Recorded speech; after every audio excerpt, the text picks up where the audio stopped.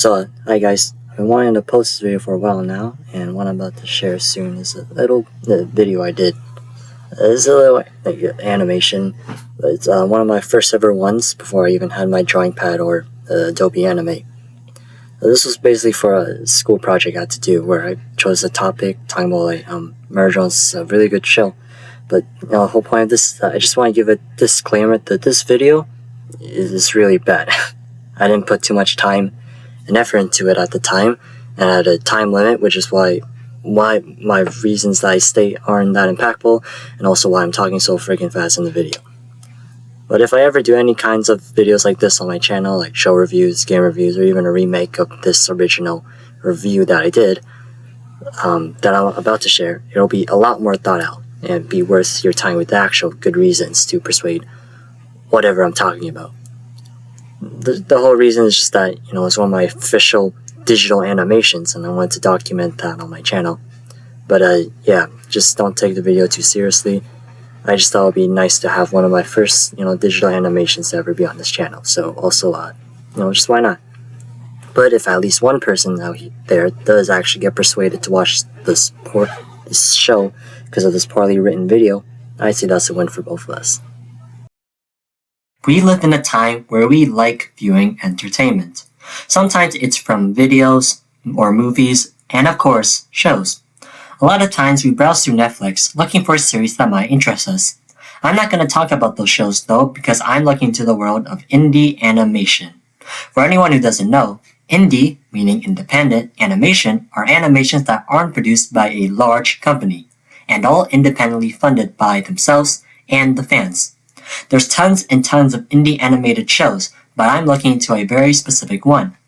One that I've started watching for over the past 2 years, and that show is none other than Murder Drones. Just as a brief review, Murder Drones is about a show of little robots named worker drones, and in the future they help the humans mine exoplanets and serve them in many ways. One day, for an unexpected reason, the exoplanet Copper-9 is imploded because of the core collapsing there. The worker drones started to live there by themselves, and even had families. The humans didn't exactly like this, so they sent some other robots named Murder Drones to dismantle all of the worker drones. We follow our main character, Uzi, as she tries to fight back against the Murder Drones, but then learns the true mystery of who's behind the strings. Today, I'm talking why, in my opinion, Murder Drones is one of the best shows out there, going over the writing, characters, soundtrack, and other elements that makes this show one of my favorites of all time. Let's start with the writing. Vickers, who is the guy who wrote/created Murder Drones, is an amazing narrative writer. A lot of times in shows on Netflix, the writing could be interesting and could keep the audience entertained and engaged in the show, but the only problem is that it doesn't really force you to think and dig deeper into the information of this writing. Sure, there might be some little things you can infer about, but it'll practically still give you the answer over time. A lot of people like this way of writing, which is totally fine, but that's what makes Murder Drones so interesting. The writing of Murder Drones has you more engaged and thinking about what information you're given. It makes you infer on how things are connected together and how other information gives you the answer to other mysteries. This shows how the show wasn't afraid to try a different style of writing, which might not be everyone's cup of tea, but proves how the show is unique and a lot more interesting compared to other writing styles in larger companies. For example, later on in the show we learn about this program called the Absolute Solver. We have no idea what it is other than it's some program that Uzi has in her system somehow. In episode 2, Uzi's dad is having a parent-teacher conference with Uzi's teacher. Her teacher says, "Yeah, she has trouble fitting in. We think there might be something damaged with her programming. How is she at home?" Implies that this program could be something that causes harm to her programming. In episode 4, as they're exposing this cabin, they find this robotic key bug that leads to a place called Cabin Fever Labs, which further proves how this programming was some kind of infection to the robots, because why else would the humans test them in this lab? There isn't any flashback regarding what the teacher said about Uzi after we learn about these labs, unlike how most shows do for you, and it further proves how when you rewatch some of the episodes with new information, you can connect the two, and how the show has this way of interesting writing to the audience. There are definitely some better examples in the show, but this is the only ones that I could find that doesn't spoil the show too much. The characters in the show are very entertaining. They have what seems to be very stereotypical tropes/personalities. But as you dig deeper and think about their backstories and how they develop throughout the series, you can see that they have more to them than what meets the eye. So look at our main character, Uzi. She's your typical grumpy, rebellious, and emo girl that you can find in any other show. However, as we learn throughout the episodes, she doesn't exactly have a good childhood. With her dad being obsessed with doors in order to protect the workers, after Uzi's mom died from a murder drone telling Uzi's dad to make the doors. Her dad unintentionally did not exactly care for her, and in school everyone said how Uzi was a freak and often was forgotten.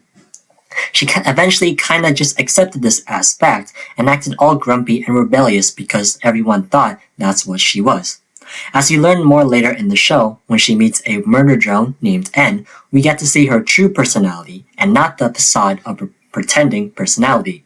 This shows how the characters in the show look very one-dimensional, but in reality, they reveal their true selves as time goes on, and how they developed in the story. Thinking about the writing and characters this much might seem like a bad thing, but remember, we had to wait for episodes at a time, meaning it was best to simply enjoy and not think during your first watch of the episode, and then you can rewatch it again for the hidden details, writings, and characters. The episodes were only like 20 minutes, and it was a couple months until the next episode, so it did help a lot rewatching the episodes, focusing on different aspects of the show. Murder Drones is a 3D animated show. I really like how the animators use the advantage of different perspectives and positions to animate a scene. For example, in episode 6,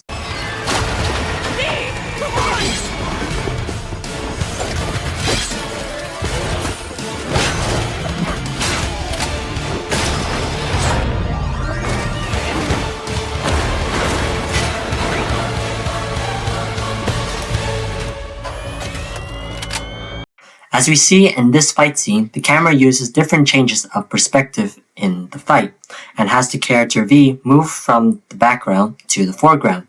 I really like how this takes inspiration from live action fight scenes, where they have different camera angles to show the fight. Often it's hard to believe that this was all just 3D animation from a small team of animators compared to big companies. Drones is my most favorite show of all time, and it's honestly one of the best shows out there in my opinion. It has great and unique writing, having the viewer dig more into the story instead of the show just giving you the option to think about it and then giving you the answer. The characters are entertaining, and yet they have lots of depth and development looking into them more. And the animation used lots of perspective, lighting, and detail to realism, using the advantage of a 3D animated show. In addition, this is not even made by a huge team, and they're able to do an even better job compared to a lot of big showrunner companies recently, giving us a show that's not afraid to be different and try new things, and is original, creative, and of course, well thought out. I hope this video made you consider checking out this show, because in my own thoughts, I think it's one of the best animated shows out there, and now you know why.